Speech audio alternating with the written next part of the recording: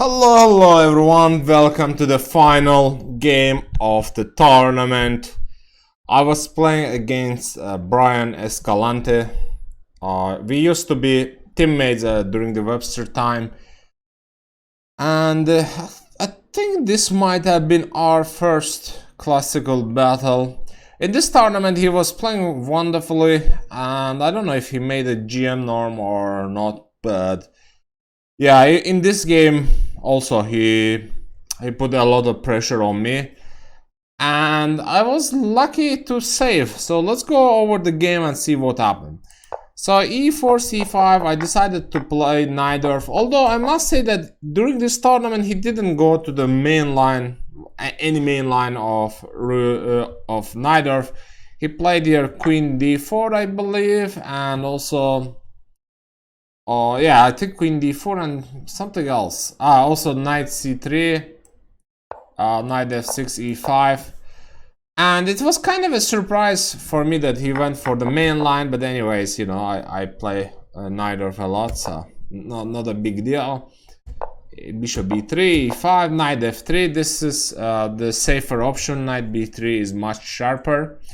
So knight f3, bishop b7, bishop c4, and here I thought for a moment I had a game against Sindarov in 2020.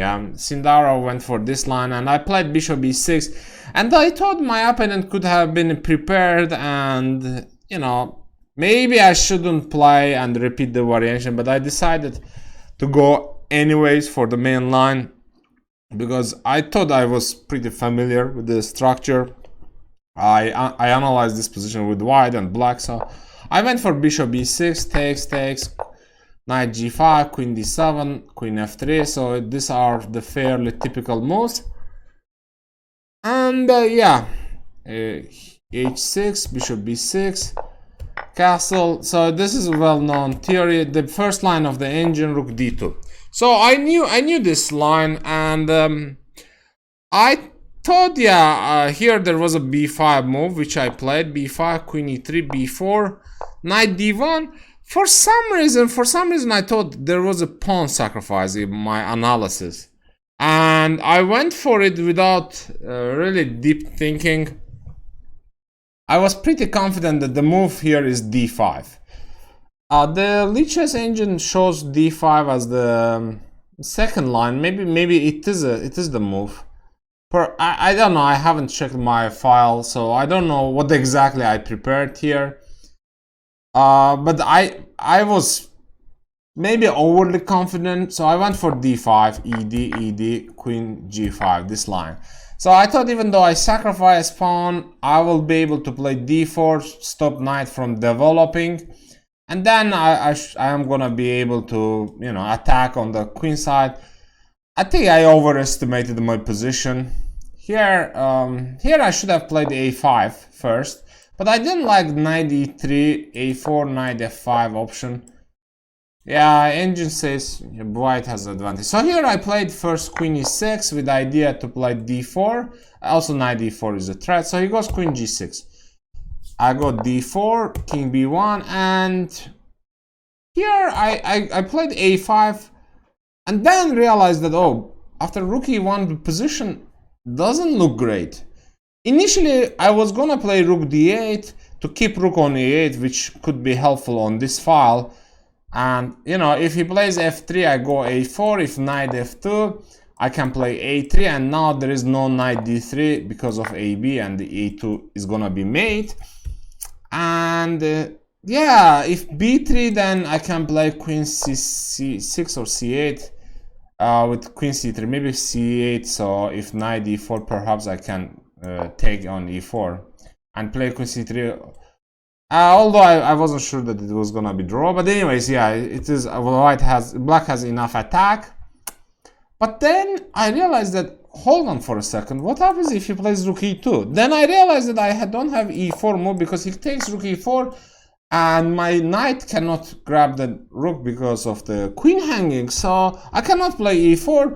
But anyway, I initially in this position my intention was to play rook d5 defend. Then I realized that now he goes f4 and position is completely collapsing.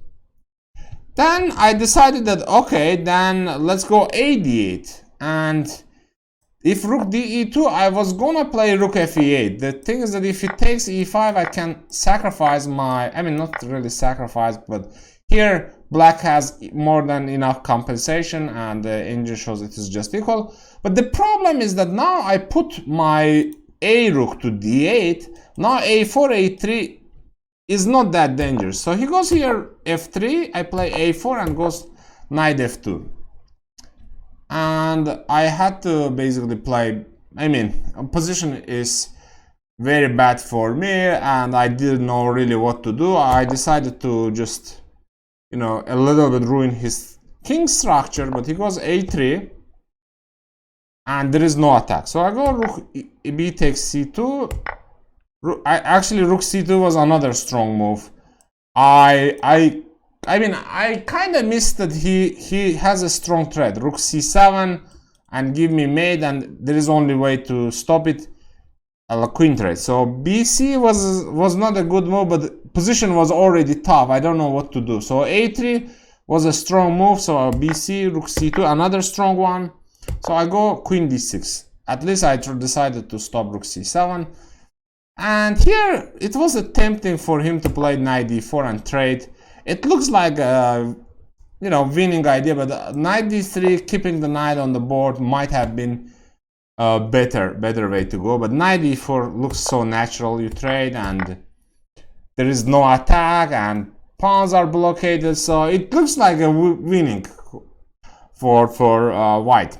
Perhaps it is, but it is not as simple as it looks. So I play rook e8, and I think he plays rook c6, an inaccuracy. So I go queen d7. Until this point, I think he almost played perfectly. So he goes rook c1.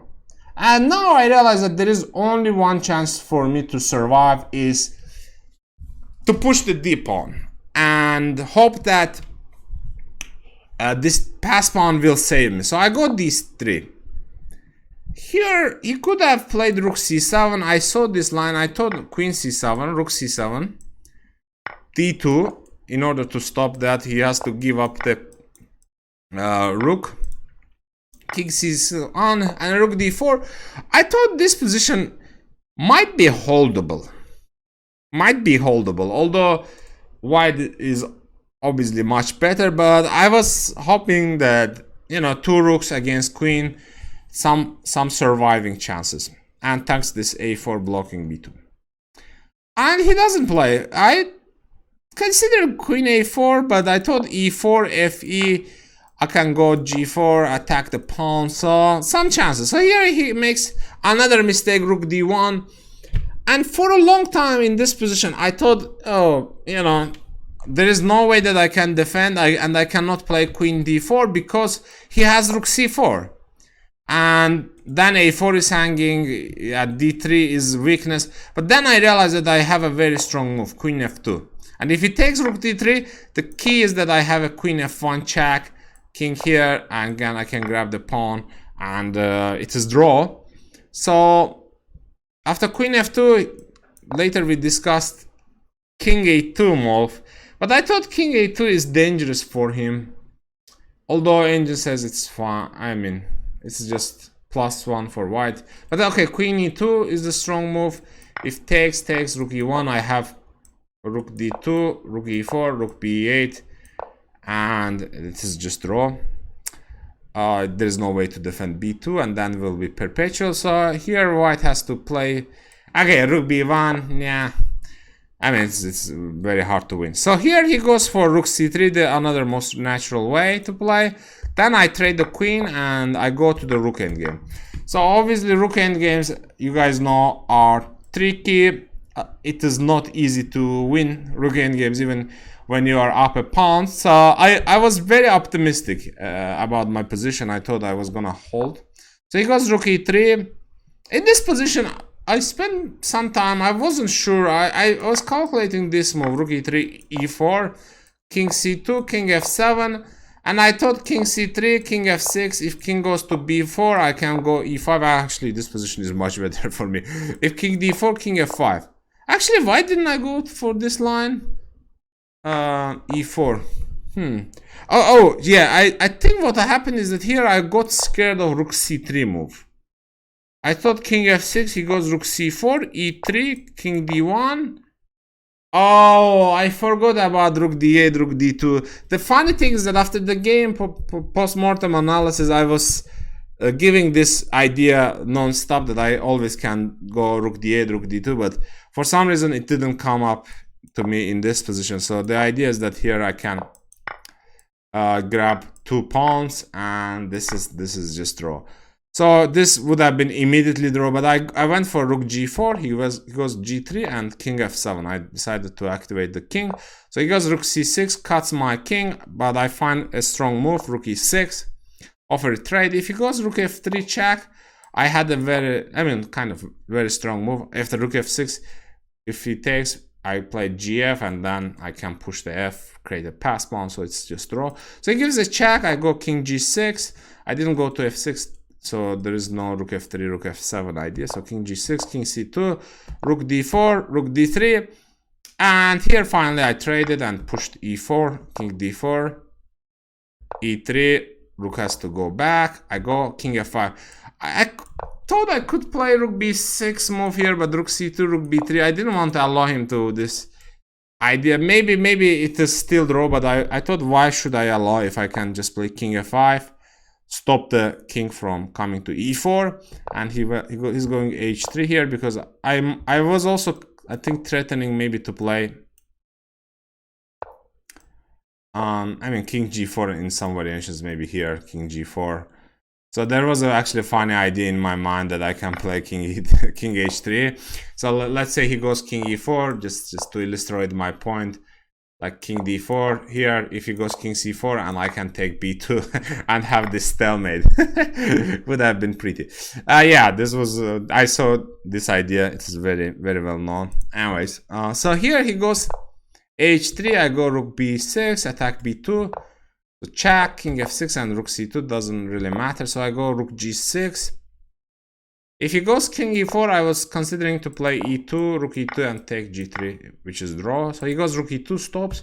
I go king f5, don't allow king e4, rook g2, g6, rook g5. So he goes rook e3, takes, g4, king f4. There is nothing really to say here.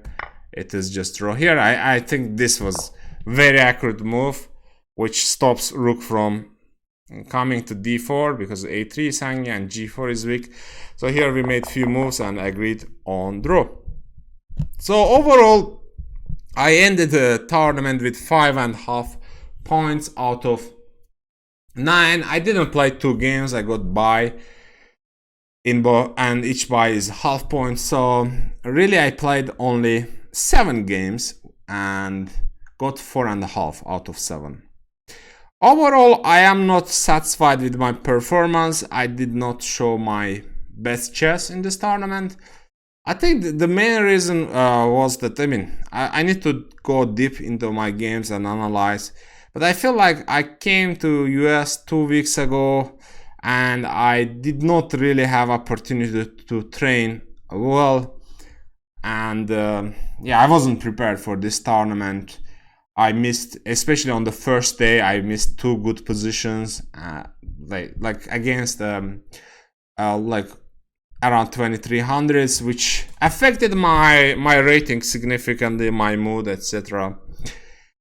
And yeah, also I usually don't take buys, but in this tournament I did take. The reason I played the Champions Chess Tour, which went kind of well, and I almost qualified for Division 3 in that tournament, but I lost my match against Alexienko, where I had a winning position in the second game. If I won, it would have been nice. So anyways, I wanted to share that with you. I think I forgot sharing that information. So anyways, overall, not an impressive tournament, but I hope you all enjoyed my recaps, and let's share your thoughts. Take care. Have a good one.